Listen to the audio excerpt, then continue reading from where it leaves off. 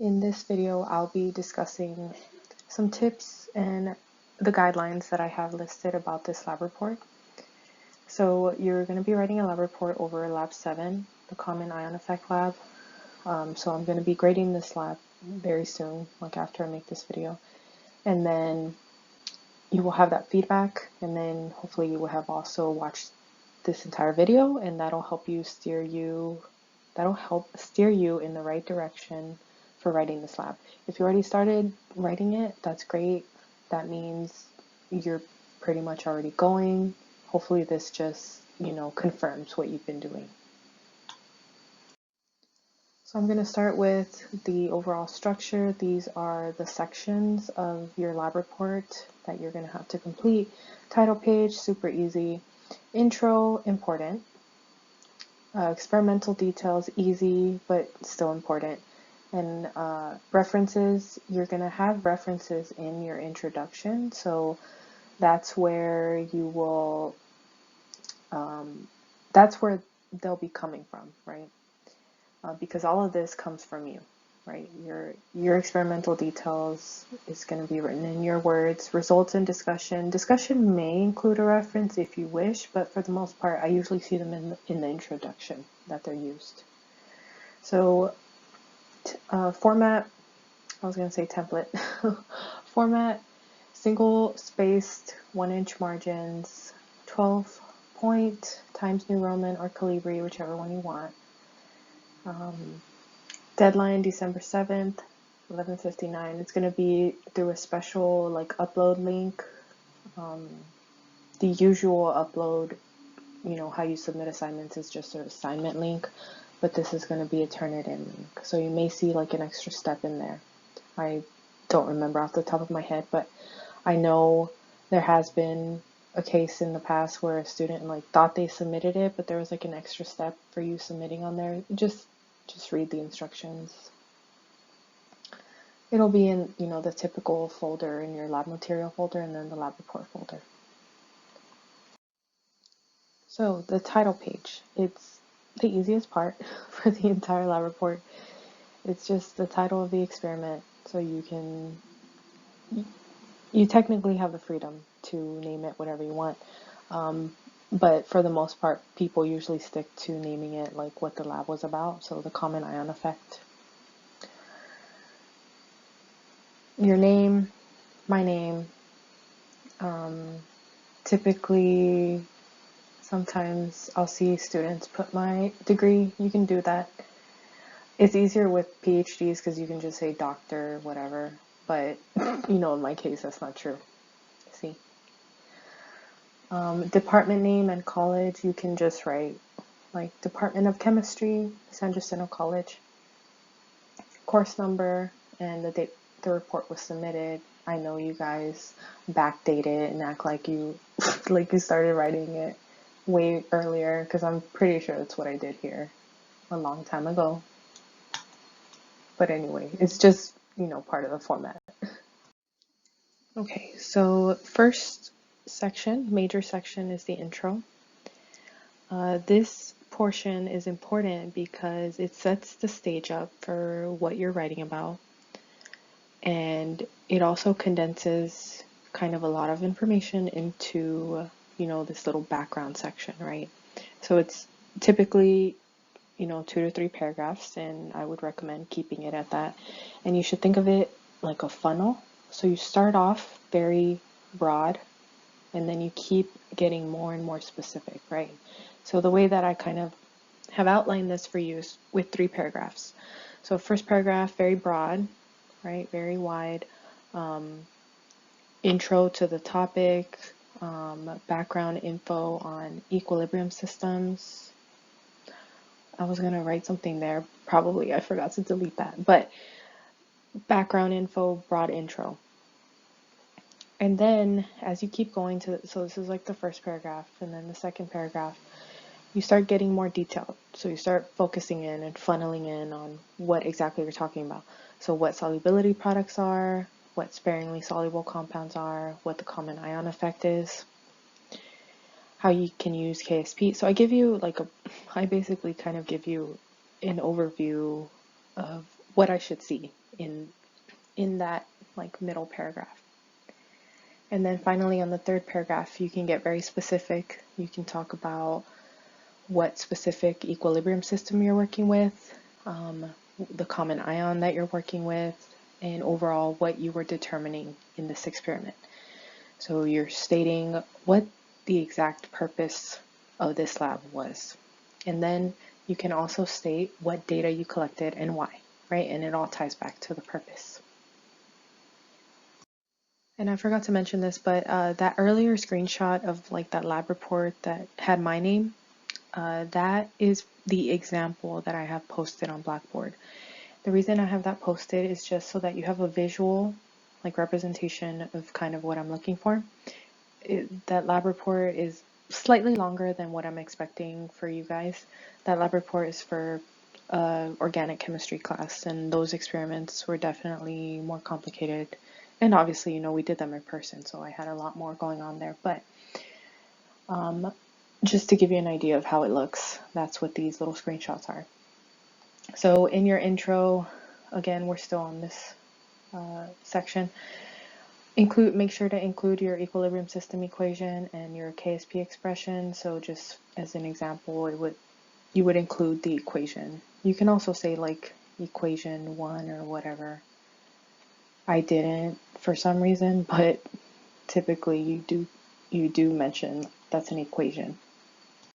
Okay, next is experimental details, and this is worth kind of a lot. The reason it's worth a lot is because I just want to know that and confirm that you did this little experiment on Chem Collective on your own. I just have to ensure that you did it, okay? So I need it to be in your own words. Please do not copy and paste the little list I have on the lab handout. You will not receive credit if you just copy and paste it. And I tell students this, and I will still see it happen. And I'm just like, it's, you know, summarizing it in your own words, especially if you did it, you know exactly what steps you took. All you have to do is kind of narrate that out loud and then write it down, right? So I mentioned why it's important. I just want to know that you did the experiment and you understood what you were doing. Next, we have the results and discussion section. So I like to put this section together because it can kind of flow together. So first you will present your results, and after that you will discuss what your results mean, how you got there, and yeah, I have that on the next slide. But anyways, this first paragraph, I expect the first paragraph to kind of cover the results. I will want to see at least one table with your data. Just make it neat and concise. I'm leaving you with the freedom of how to set that up. If, you know, obviously if you wish, you can ask me for advice on that, but I kind of hope by this point in time that maybe you've used or made tables in Word. If you haven't, please let me know. I will guide you to a tutorial on that, or I will help you myself. Also include any dimensional analysis and how you set up your calculation. So I want to see how you came to with your calculations. Typically, I like this typed up, you know, since this is a formal lab report. For lab handouts, I like the handwritten stuff, right? Because you did the work. It's usually easier to do it handwritten, and it helps you kind of learn better. But for this, since this is like a secondary thing, right? You already did the lab, you did the handwritten stuff, and now you're typing it up and presenting it formally. So that's why I always see that typed up, and I recommend it to be typed up. So that will be the first paragraph. Something to note is I expect active voice. So in academia, in science academia, passive voice was used for a very long time. I don't know why. It's strange. So passive voice can be something like this. This was determined. Or this was recorded. This was observed. this was done by this and this was recorded, blah, blah, blah, right? Which is strange because, like, okay, you're writing the paper, so how is this, like, who's doing this? Elves? No, it's you. So it should be an active voice. At least that's what I think. And a lot of papers are now including active voice, which I like. This is just weird to me. It's like outdated to me. But anyway, you know, I'm a millennial professor, so that's why I think that. So yeah, I would like to see active voice. Like, I determined this by XYZ. You can say we just because I know it's kind of strange, like to say I almost sounds like a diary. I know that. So you can say we. Usually you say we because you're working with lab partners, which makes more sense, right? It's more intuitive to say we. But in this case, you can say we if you feel more comfortable with that.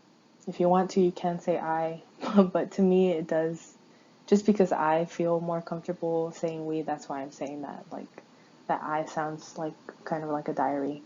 But it's completely up to you. I just want the active voice. Okay, and then here, what I would like also, after you present your data, is to discuss, after you present your data in a table and also show your calculations, I would like you to discuss how you calculated whatever it was.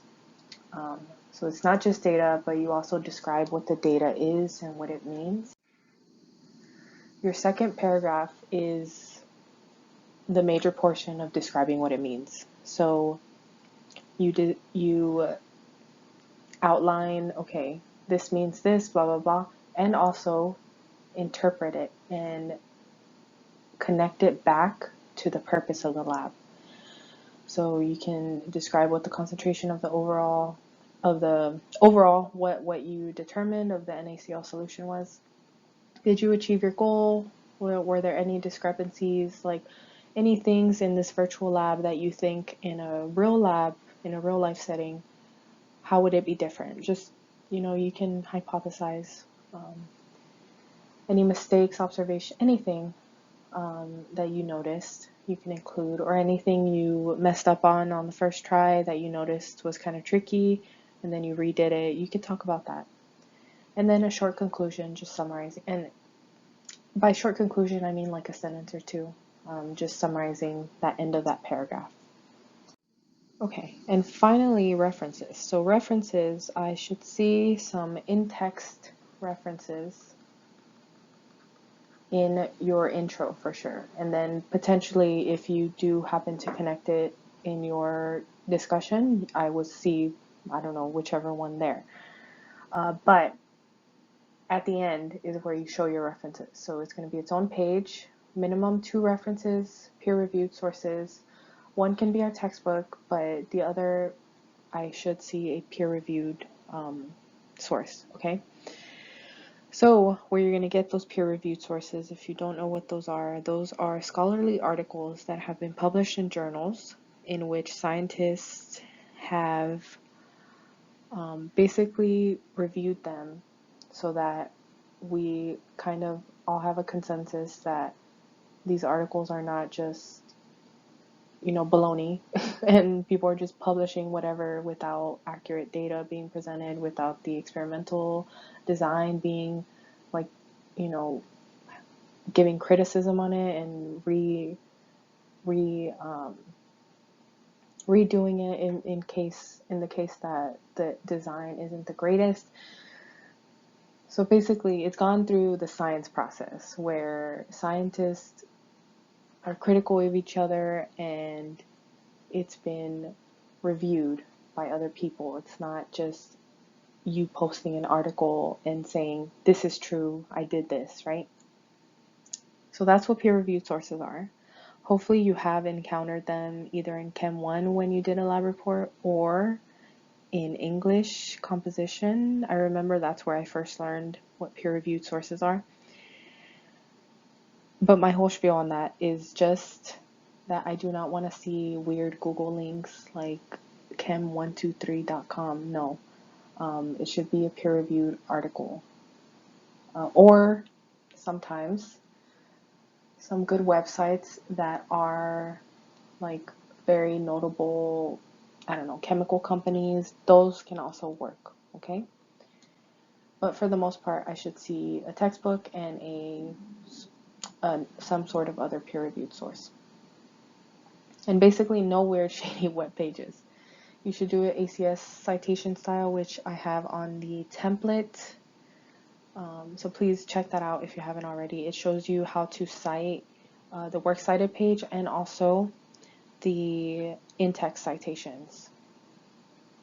So just let me know if you have any questions. Definitely watch this video. I know it's a little bit long at this point, but hopefully you did get through the entirety of this video. And yeah, email me if you have any questions at all.